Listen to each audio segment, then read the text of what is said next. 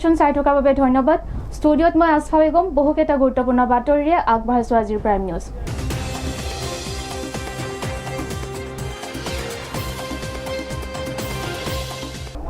প্ৰথমে চাওঁ কেইবাটাও গুৰুত্বপূৰ্ণ বাতৰিয়ে আজি দখল কৰা শিৰোনাম। ডিব্ৰুগড়ত আৰক্ষীৰ বৃহৎ পৰিমাণৰ নিষিদ্ধ ড্ৰাগছসহ 3 ড্ৰাগছ সৰবৰাহকাৰী আটক। ফটোশ্বপত এডিটিং কৰি নিজৰ অনুত্তীৰ্ণ হোৱা প্ৰমাণপত্ৰ উত্তীৰ্ণ কৰি লোৱাৰ অভিযোগ এগৰাকী ছাত্ৰীৰ বিৰুদ্ধে। ছাত্ৰীগৰাকীক নিজৰ ভুল স্বীকাৰ কৰি ৰাজহুৱাকৈ ক্ষমা বিচাৰিবলৈ 24 ঘণ্টাৰ সময় বান্ধি দিলে ডিব্ৰুগড় বিশ্ববিদ্যালয়ে। 1 আগষ্টৰ পৰা ৰাজ্যত চিকিৎসা বিষয়ক সকলো ক্ষেত্ৰতে চৰকাৰী চিকিৎসা ব্যয় বৃদ্ধিৰ ঘোষণা ৰাজ্য চৰকাৰ। ৰাইজৰ প্ৰতিক্ৰিয়া। গুৱাহাটীৰ লোকসেৱা ভৱনত অনুষ্ঠিত আয়ুক্ত সন্মিলনত মুখ্যমন্ত্ৰীয়ে জিলাৰ আয়ুক্তসকলক উদ্দেশ্যি প্ৰদান বহুকেইটা নিৰ্দেশনা। এতিয়া বিতং বাতৰি। ডিব্ৰুগড়ত তিনিকুণীয়াৰ প'ল' গ্ৰাউণ্ড ৰোডৰ বাসগৃহৰ পৰা মাজনিশা আৰক্ষীৰ বৃহৎ পৰিমাণৰ নিষিদ্ধ ড্ৰাগছ জব্দ। ৱাছিম হুছেইন, আদিল কুৰেশ্বি আৰু কবিৰ কুৰেশ্বীক আটক কৰিবলৈ সক্ষম হৈছে ডিব্ৰুগড় আৰক্ষীয়ে। ডিব্ৰুগড়ত মাজনিশা আৰক্ষীৰ বৃহৎ পৰিমাণৰ নিষিদ্ধ ড্ৰাগছ জব্দ।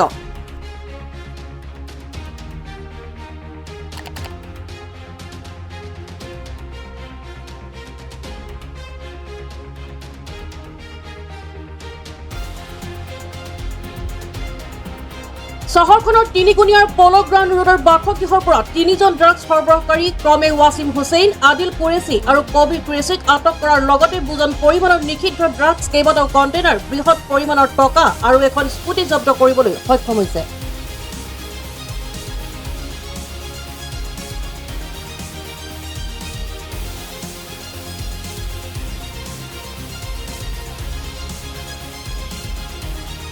উল্লেখ্য যে দীৰ্ঘদিন ধৰি চহৰখনত ড্ৰাগছৰ ৰমৰমীয়া ব্যৱহাৰ চলাই থকা অন্যতম ড্ৰাগছ সৰবৰাহকাৰী ৱাছিম হুছেইনক আৰক্ষীয়ে কেইবাবাৰো আটক কৰিছিল যদিও এই নিষিদ্ধ ড্ৰাগছৰ ব্যৱসায় বন্ধ নকৰিলে ৱাছিমসহ আন সৰবৰাহকাৰী কেইজনে। অৱশেষত ডিব্ৰুগড় চহৰৰ পৰিদৰ্শক প্ৰদীপ বৰাৰ নেতৃত্বত গোপন সূত্ৰৰ পম খেদি আৰক্ষীৰ এটা দলে মাজনিশা ৱাছিম হুছেইনৰ বাসগৃহৰ পৰাই আটক কৰে এইকেইজন সৰবৰাহকাৰী।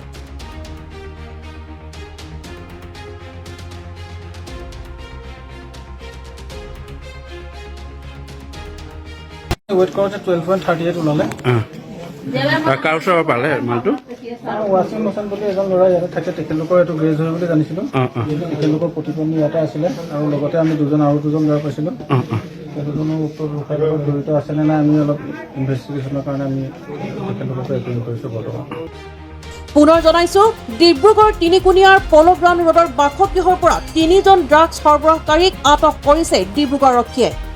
উল্লেখ্য যে দীৰ্ঘদিন ধৰি চহৰখনত ড্ৰাগছৰ ৰমৰমীয়া ব্যৱসায় চলাই থকা অন্যতম ড্ৰাগছ সৰবৰাহকাৰী ৱাছিম হুছেইনক আৰক্ষীয়ে কেইবাবাৰো আটক কৰিছিল যদিও ড্ৰাগছৰ ব্যৱসায় বন্ধ কৰা নাছিল ৱাছিমে। অৱশেষত ডিব্ৰুগড় চহৰৰ পৰিদৰ্শক প্ৰদীপ বৰাৰ নেতৃত্বত গোপন সূত্ৰৰ পম খেদি আৰক্ষীৰ এটা দলে 3জন সৰবৰাহকাৰী ক্ৰমে ৱাছিম হুছেইন, আদিল কুৰেশ্বি আৰু কবিৰ কুৰেশ্বীক আটক কৰিবলৈ সক্ষম হৈছে। ডিব্ৰুগড়ৰ পৰা Subodh পাছৱানৰ report, AN television.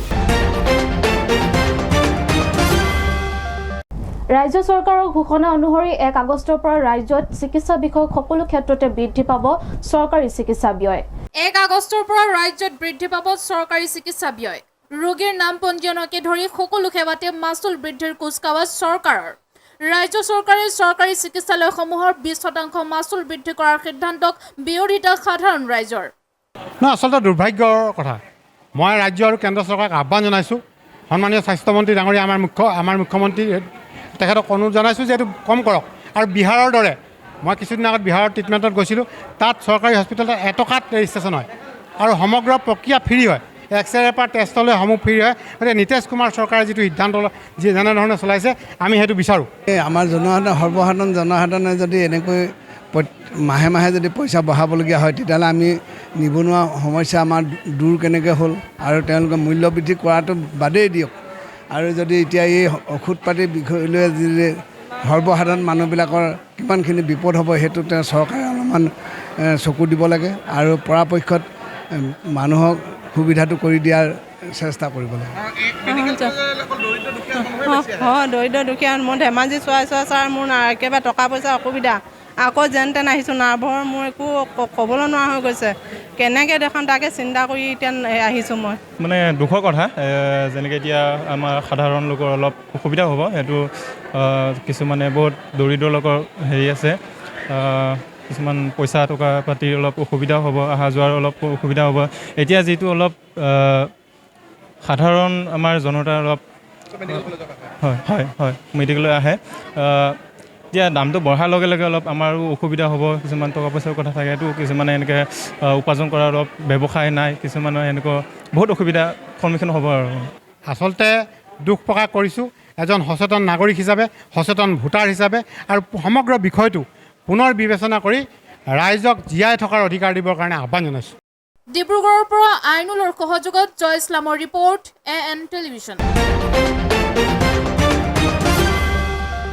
Dibrugarh বিশ্ববিদ্যালয়ৰ অধীনৰ দেৰগাঁও কমলদুৱাৰা মহাবিদ্যালয়ৰ স্নাতক ষষ্ঠ ষান্মাসিক পৰীক্ষাত অৱতীৰ্ণ হোৱা বনিশা মধুকল্য নামৰ পৰীক্ষাৰ্থীৰ অনুতীৰ্ণ হোৱা প্ৰমাণপত্ৰ ফটোশ্বপত এডিটিঙৰ জৰিয়তে উত্তীৰ্ণ হোৱাৰ ভুৱা প্ৰমাণপত্ৰ তৈয়াৰ কোন দিশে গৈছে নৱপ্ৰজন্মৰ একাংশ শিক্ষাৰ্থী ফটোশ্বপত এডিটিং কৰি নিজৰ অনুতীৰ্ণ হোৱা প্ৰমাণপত্ৰ উত্তীৰ্ণ কৰি ল'লে এগৰাকী ছাত্ৰীয়ে ডিব্ৰুগড় বিশ্ববিদ্যালয়ৰ অধীনৰ দেৰগাঁও কমলদুৱাৰা মহাবিদ্যালয়ৰ স্নাতক ষষ্ঠ ষান্মাসিক পৰীক্ষাত অৱতীৰ্ণ হোৱা বনিশা মধুকল্য নামৰ এগৰাকী পৰীক্ষাৰ্থীয়ে কৰিছে এই ভয়ংকৰ কাণ্ড পৰীক্ষাৰ্থীগৰাকীয়ে 2023 বৰ্ষত বিশ্ববিদ্যালয় দ্বাৰা অনুষ্ঠিত স্নাতক তৃতীয় ষান্মাসিক পৰীক্ষাৰ 4টা বেকলগ বিষয়ত অৱতীৰ্ণ হোৱাৰ লগতে চলিত বৰ্ষত বিশ্ববিদ্যালয়ে অনুষ্ঠিত কৰা স্নাতক দ্বিতীয় ষান্মাসিক পৰীক্ষাৰ 2টা বেকলগ বিষয়ত অৱতীৰ্ণ হৈ 2টা ষান্মাসিক পৰীক্ষাৰ গোটেইকেইটা বিষয়ত উত্তীৰ্ণ হৈছিল আৰু তাৰ লগতে অনলাইন ৰিজাল্ট পৰ্টেলৰ যোগে পৰীক্ষাৰ্থীগৰাকীয়ে তেওঁ উত্তীৰ্ণ হোৱা বুলি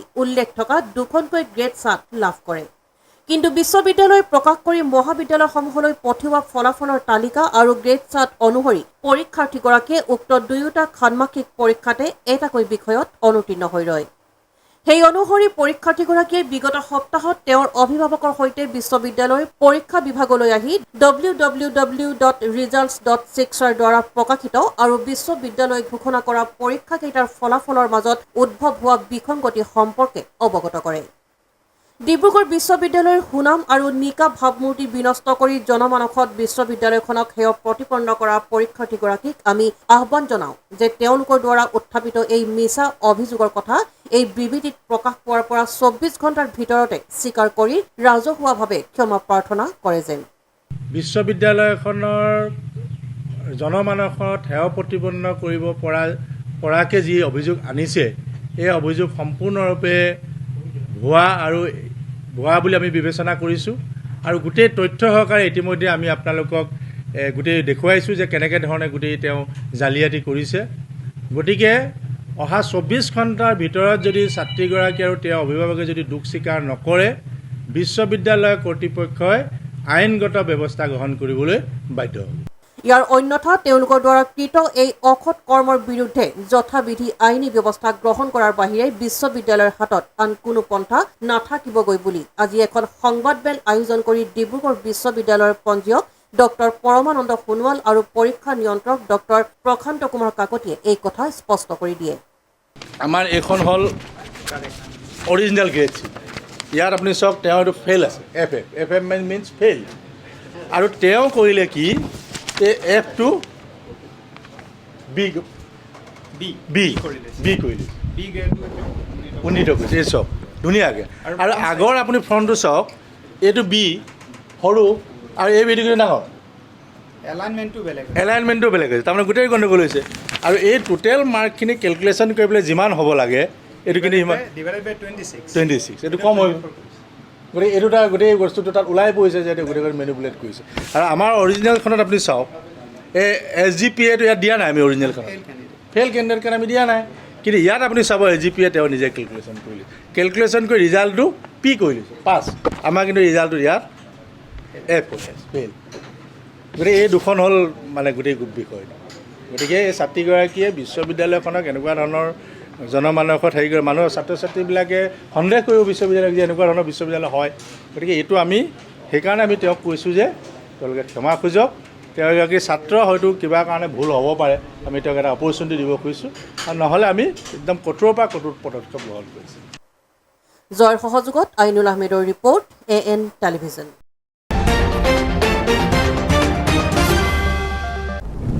এইখিনিতে সময়তে চমু বাণিজ্যিক বিৰতিৰ পাছত কেইবাটাও গুৰুত্বপূৰ্ণ বাতৰি লৈ পুনৰ উভতিম। চাই থাকক AN টেলিভিজন।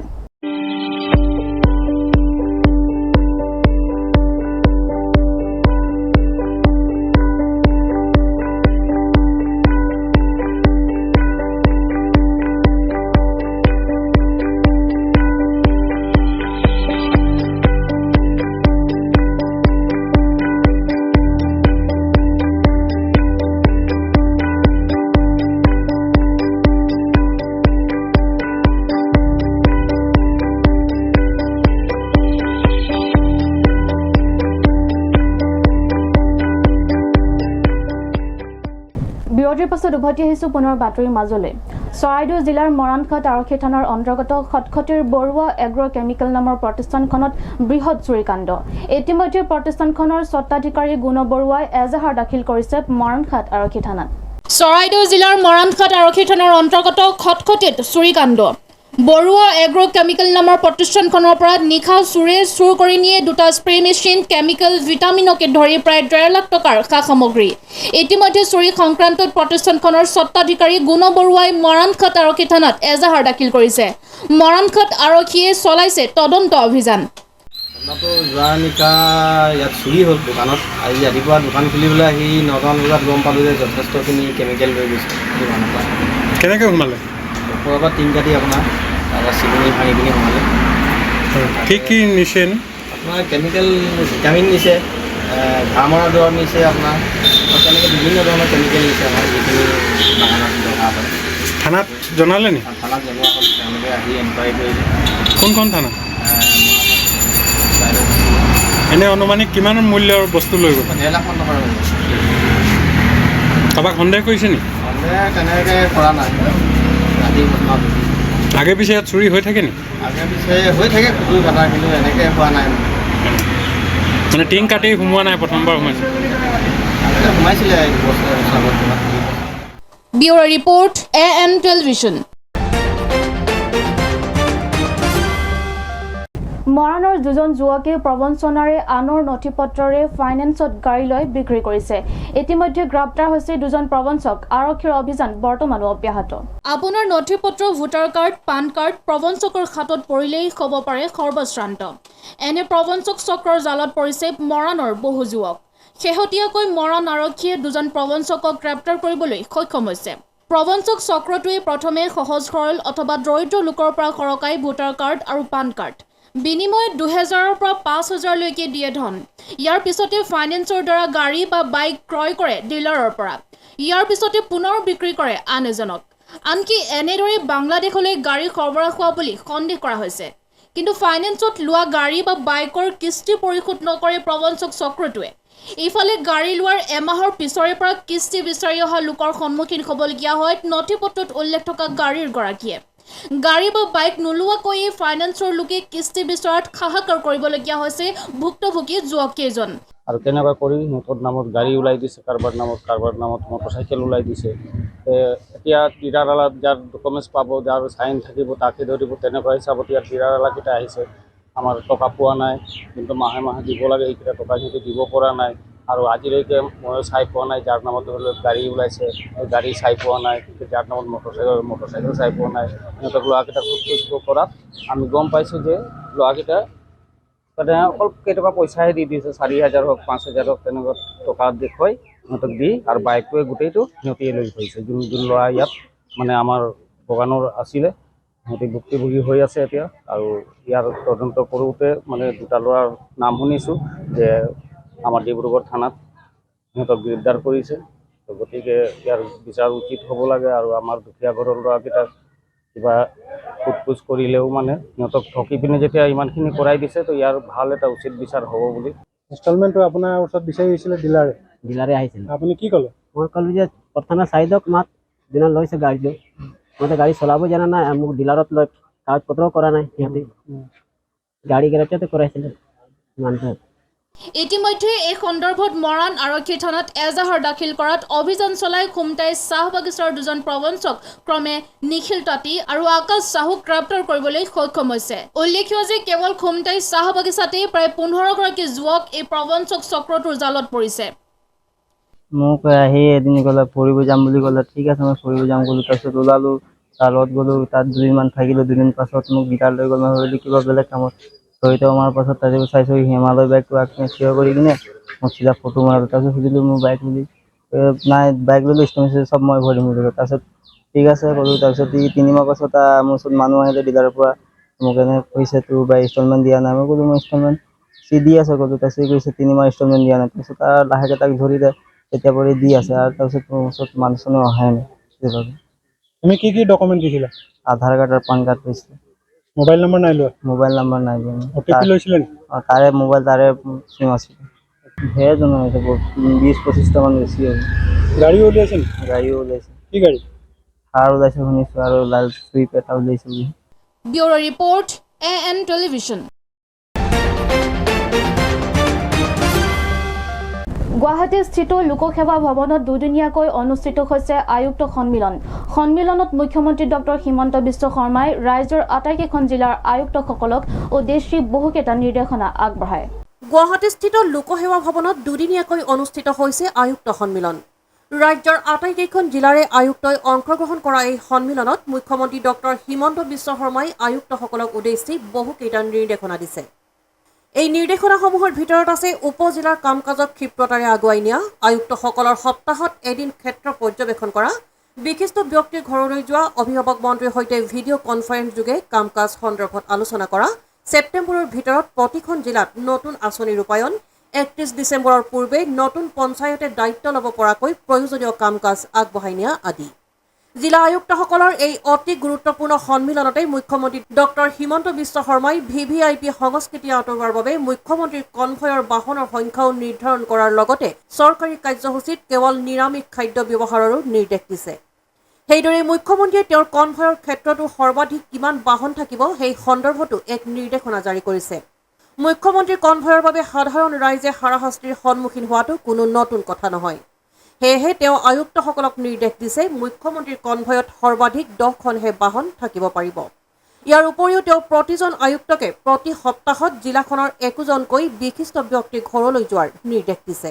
মই জিলাসমূহলৈকে যাওঁ, তেতিয়া মই দেখা পাওঁ আকৌ মোৰ লগত গাড়ী যোগ হৈ পেলাই 22খন 25খনলৈ বৃদ্ধি হয়। সাধাৰণ মানুহৰ কষ্ট হয়।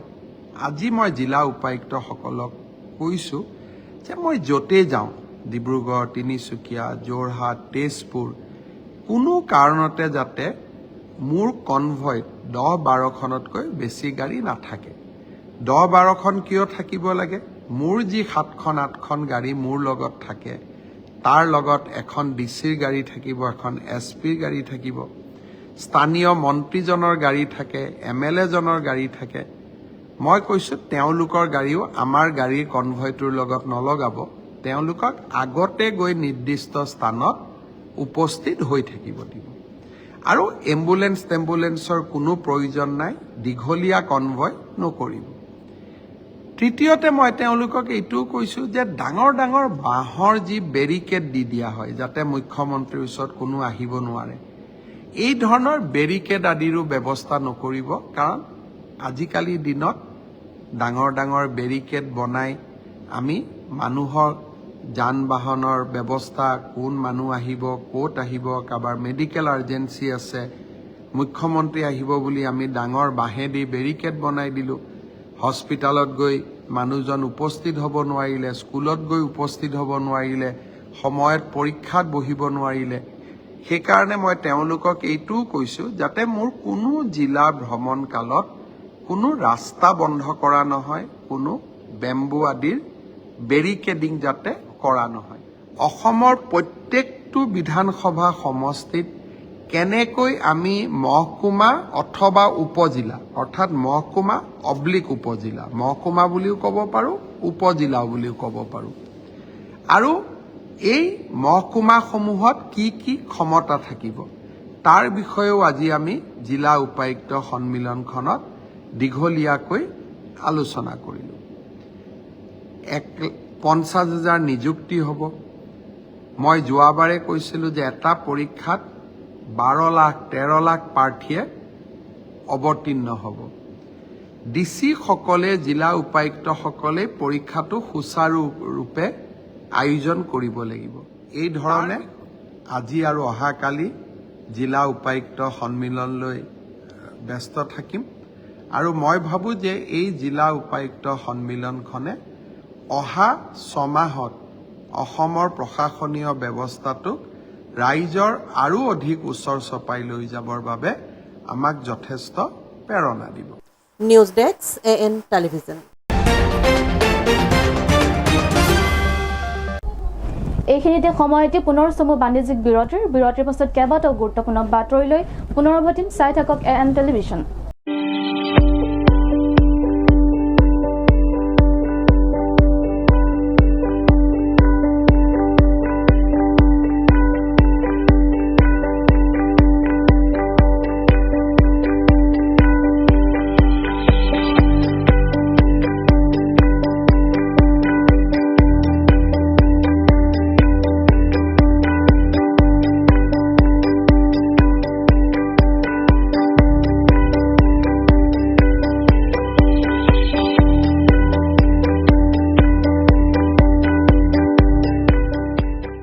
বিৰতিৰ পাছত উভতি আহিছোঁ পুনৰ বাতৰিৰ মাজলৈ।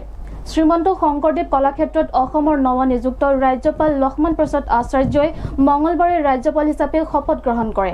শপত বাক্য পাঠ কৰোৱাই গুৱাহাটী উচ্চ ন্যায়ালয়ৰ ন্যায়াধীশ বিজয় বিষ্ণয়ে। শ্ৰীমন্ত শংকৰদেৱ কলাক্ষেত্ৰত অসমৰ নৱনিযুক্ত ৰাজ্যপাল লক্ষ্মণ প্ৰসাদ আচাৰ্যই মঙলবাৰে ৰাজ্যপাল হিচাপে শপত গ্ৰহণ কৰে। গুৱাহাটী উচ্চ ন্যায়ালয়ৰ ন্যায়াধীশ বিজয় বিষ্ণয়ে নৱনিযুক্ত ৰাজ্যপালগৰাকীক শপত বাক্য পাঠ কৰোৱায়। উল্লেখ্য যে লক্ষ্মণ প্ৰসাদ আচাৰ্যক অসমৰ লগতে মণিপুৰৰ ৰাজ্যপাল হিচাপেও অতিৰিক্ত দায়িত্ব দিয়া হৈছে।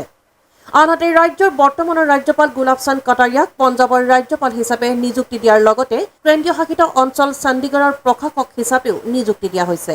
ৰাষ্ট্ৰপতি দ্ৰৌপদী মুৰ্মুৱে বিভিন্ন ৰাজ্যৰ নতুন ৰাজ্যপালসকলক নিযুক্তি দিছে। এই নিৰ্দেশ অনুসৰি অসমৰ প্ৰাক্তন সাংসদ ৰমেন ডেকাক ছত্তীশগড়ৰ ৰাজ্যপাল হিচাপে নিযুক্তি দিয়াৰ লগতে অসমসহ 9খন ৰাজ্যপাল নতুনকৈ নিযুক্তি দিয়াৰ লগতে সাল সলনি ঘটোৱা হৈছে। अपनी पूरी योग्यता से संविधान और विधि का परिरक्षण, संरक्षण और प्रतिरक्षण करूंगा। News desk AN television. আজি সংসদত চলি থকা বাজেট অধিৱেশনত ভাষণ দিয়াৰ সময়ত বিৰোধী নেতা ৰাহুল গান্ধীয়ে বিজেপি চৰকাৰক তীব্ৰ সমালোচনা কৰে। তেওঁ কৈছে যে মোদীৰ কাৰ্যকালত মন্ত্ৰীৰ পৰা আৰম্ভ কৰি কৃষক, ভোটাৰ, নিবনুৱা সকলোৱে ভীতিগ্ৰস্ত হৈ আছে। মহাভাৰতত যিদৰে অভিমন্যুক চক্ৰবিহুত বন্দী কৰি হত্যা কৰিছিল, ঠিক সেইদৰেই সমগ্ৰ ভাৰতকে চক্ৰবিহুত বন্দী কৰিছে বিজেপি চৰকাৰে। সংসদত চলি থকা বাজেট অধিৱেশনত ভাষণ দিয়াৰ সময়ত এইদৰেই বিৰোধী নেতা ৰাহুল গান্ধীৰ বিজেপি চৰকাৰক সমালোচনা কৰে। ৰাহুল গান্ধীৰ স্পষ্ট অভিযোগ, মোদীৰ কাৰ্যকালত মন্ত্ৰীৰ পৰা আৰম্ভ কৰি কৃষক, ভোটাৰ, নিবনুৱা সকলোৱেই ভীতিগ্ৰস্ত হৈ আছে। কৰোনাৰ সময়ত দেশৰ ক্ষুদ্ৰ আৰু মজলীয়া ব্যৱসায় সম্পূৰ্ণৰূপে ধ্বংস হৈ গৈছে। ফলস্বৰূপে দেশত নিবনুৱাৰ সংখ্যা যথেষ্ট বৃদ্ধি পোৱাৰ কথা উল্লেখ কৰে ৰাহুল গান্ধীয়ে। লগতে তেওঁ কয় যে প্ৰশ্নকাকত ফাদিল দেশৰ শিক্ষাৰ্থীসকলৰ বাবে এক ডাঙৰ সমস্যা। প্ৰশ্নকাকত 10 বছৰত 70 বাৰ ফাদিল হৈছে। প্ৰথমবাৰৰ বাবে দেশৰ সেনা অগ্নিবীৰ নামৰ চক্ৰবেহুত আবদ্ধ হৈ আছে। এই বাজেটত অগ্নিবীৰৰ পেঞ্চনৰ বাবে এটা টকাও আবণ্টন কৰা হোৱা নাই। দেশৰ ক্ষুদ্ৰ আৰু মজলীয়া ব্যৱসায়ক লুণ্ঠন কৰিবলৈ বিমুদ্ৰাকৰণ, GST আৰু টেক্সৰ সন্ত্ৰাসবাদ আৰম্ভ কৰা হৈছে। কৰোনাৰ সময়ত ডাঙৰ ব্যৱসায়ীসকলক সহায় কৰাৰ সময়ত ক্ষুদ্ৰ ব্যৱসায়ীক ধ্বংস কৰিছে। ক্ষুদ্ৰ আৰু মজলীয়া ব্যৱসায়ৰ ওপৰত টেক্সৰ সন্ত্ৰাসবাদ চলি আছে, কিন্তু চৰকাৰে বাজেটত ইয়াক ৰোধ কৰিবলৈ কোনো পদক্ষেপ লোৱা নাই। এইদৰে ৰাহুল গান্ধীয়ে সংসদত বাজেট বিতৰ্কত 45 মিনিট সময়ৰ ভাষণ ৰাখি কেন্দ্ৰীয় চৰকাৰক তীব্ৰ সমালোচনা কৰে। News desk AN television. আজিৰ শেষৰটো বাতৰি। সোমবাৰে বিজেপি দলৰ ৰাজ্যিক সভাপতি ভৱেশ কলিতা উপস্থিত হৈছে ৰঙিয়া মহকুমা অসামৰিক চিকিৎসালয়ত। চিকিৎসালয়খনত উপস্থিত হৈ স্বাস্থ্য বিভাগৰ বিভাগীয় কৰ্তৃপক্ষ আৰু লোক নিৰ্মাণ বিভাগৰ কৰ্তৃপক্ষৰ সৈতে প্ৰস্তাৱিত ব্লাড বেংক ভৱনৰ ভূমি পৰিদৰ্শন কৰে। বৃহত্তৰ ৰঙিয়াবাসী ৰাইজৰ দীৰ্ঘদিনীয়া দাবী তথা জনস্বাস্থ্য সেৱাৰ প্ৰতি লক্ষ্য ৰাখি সমগ্ৰ কামৰূপ জিলাৰ ভিতৰতে ৰঙিয়া মহকুমা অসামৰিক চিকিৎসালয় চৌহদত নিৰ্মাণ হ'বলগীয়া ব্লাড বেংক স্থাপনৰ কাম পৰ্যায়ক্ৰমে অগ্ৰগতি লাভ কৰিছে। স্বাস্থ্য বিভাগৰ তৰফৰ পৰা অনুমোদন লাভ কৰাৰ পিছতে সোমবাৰে পুনৰ স্থানীয় বিধায়ক তথা বিজেপি দলৰ ৰাজ্যিক সভাপতি ভৱেশ কলিতা চিকিৎসালয়খনত উপস্থিত হৈ স্বাস্থ্য বিভাগৰ বিভাগীয় কৰ্তৃপক্ষ আৰু লোক নিৰ্মাণ বিভাগৰ কৰ্তৃপক্ষৰ সৈতে প্ৰস্তাৱিত ব্লাড বেংক ভৱনৰ ভূমি পৰিদৰ্শন কৰে। পৰিদৰ্শনৰ অন্তত অনুমোদিত ব্লাড বেংকটো কাৰ্যক্ষম হৈ উঠিলে ৰোগীসকলৰ দীৰ্ঘদিনীয়া অভাৱ তথা সমস্যা দূৰ হোৱাৰ লগতে চিকিৎসা গ্ৰহণৰ প্ৰতিবন্ধকতা আঁতৰাৰ আশা প্ৰকাশ কৰে বিধায়কগৰাকীয়ে।